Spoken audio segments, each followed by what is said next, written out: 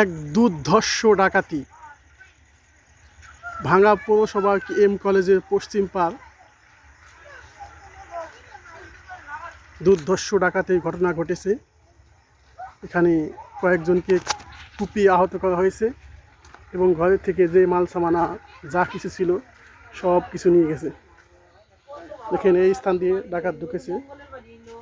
এখান থেকে এই ঘর ভেঙে, এই ঘরের দরজা ভেঙে সব কিছু নিয়ে গেছে।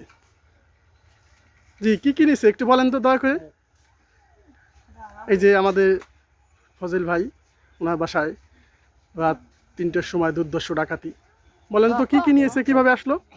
আমার গলার চেন ছিল, চেন নিছে, বোর কানের তা নিছে, বেনি কানের তা নিছে, তারপরে সে নাতিনি কানের তা নিছে, নুপুর নিছে, তারপরে সে বাজু নিছে, টাকা নিছে 3000, মোবাইল নিছে 5টা, মোবাইল নিছে 5টা। কাউকে চেনা জানে না? চেনা জানে কাউকে মুখে? না না না, মুখোশ পরা ছিল। এই দরজা ভাঙছে না এখান থেকে? আঘাত করছে আপনাদের মাসি? আঘাত করছে। এই যে আমার কানে, এই যে এখানে কান 30,000 মতো নিছে এক টাকা। 30,000 টাকা, 5-6টি মোবাইল, স্বর্ণ অলংকার, প্রয়োজনীয় সামানা যা আছে, এমনকি বিকাশের পিন নম্বর সহ নিয়ে গেছে। হ্যাঁ হ্যাঁ, দেশবাসীর কাছে আবেদন, সাংবাদিক ভাইয়ের কাছে, আপনারা যথাযথ তদন্ত সাপেক্ষে বিচার করবেন ইনশাআল্লাহ।